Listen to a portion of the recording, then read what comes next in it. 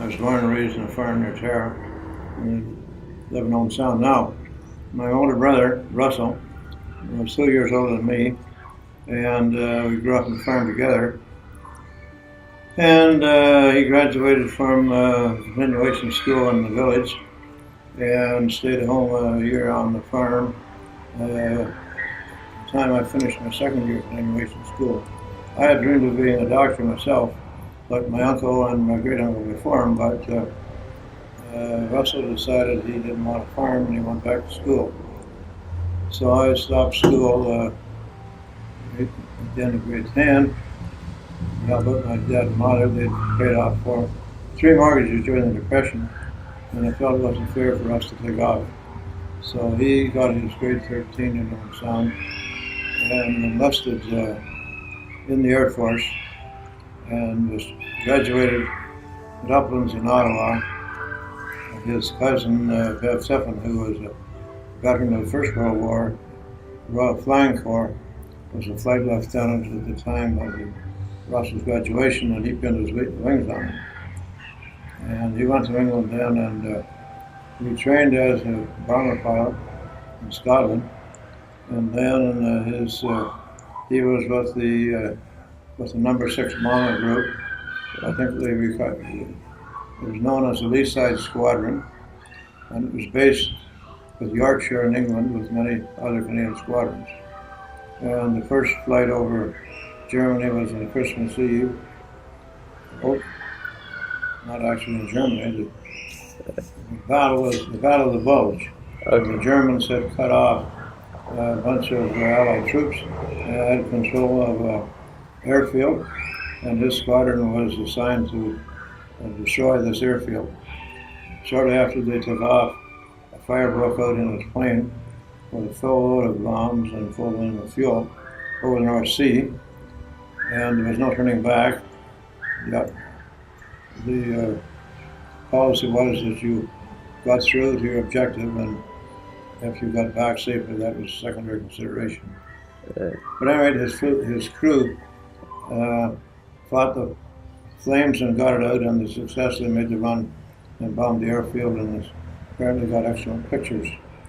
So between that and Easter Sunday, he was promoted 3 times, and as a flight lieutenant, he was a deputy flight commander of the second wave of his squadron that went in to bomb a German submarine base in the North Sea. Apparently the Germans had cracked submarines, the best available, but they were shortage of fuel. And they needed special permission to take off, and they weren't given permission to take off for the first 2 flights. But the third flight, they got permission, and they wiped out a significant number. But the war was, he had made 34 trips with his crew, and they were from all over Canada. He had one of his crew was from Quebec, and one was wheat farmer from Manitoba. And the guys were all probably 22, 23 years old, except one older chap who was a navigator. Okay. Their squadron was considered to be, or their crew was considered to be a very top flight crew, and that's why they were promoted. And so we came home there and expected to go to the Pacific. And the understanding was he was going to be promoted to a squadron leader, but the war got over, and he graduated at Teachers College before he went into the Air Force. So he started at University of Toronto, and spent 2 years in honor arts, thinking he might become a high school teacher. But then he switched to medicine, and he graduated as a medical doctor. And about the time that his uncle, who had been a survivor of the First World War, had set up a medical practice in Michigan, Flat Rock, 30 miles south of Detroit. So Uncle Harvin convinced Russell and his wife, Robin, to go over there with a practice, and they stayed there. But it turned out that, in my opinion, and he says now himself, he would have been better off to stay in Canada. The American healthcare system is a headache, and time he should have been retiring, he was approached by a corporation that owned several hospitals in the downriver area and convinced several GPs like him to become part of the organization.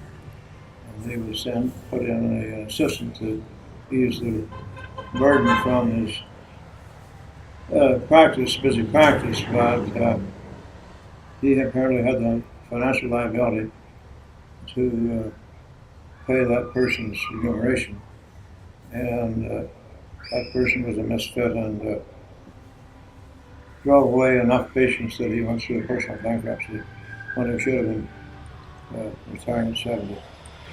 Now he's retired. Flat Rock must have been 30 miles south each side. And he said could have bypassed our part of the operation and survived.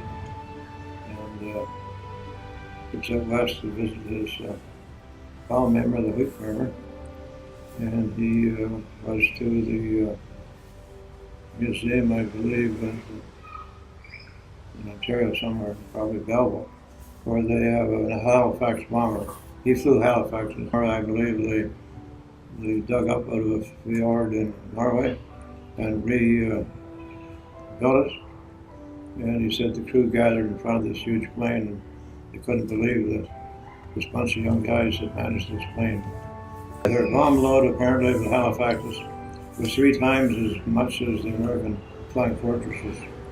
We heard so much of the American flying fortresses. Canadian squadrons, I understand it, bombed at night, and a lot of American squadrons bombed at day. The 3 boys from the Terror Area Air Group. One was shot by the Germans when his plane was shot down dropping supplies to Polish underground. One was killed in a 1,000-ton Red Cologne, and the other was killed in a training accident. So one of the 3, he survived. Convinced him to put together the story of his life. More of that is in detail.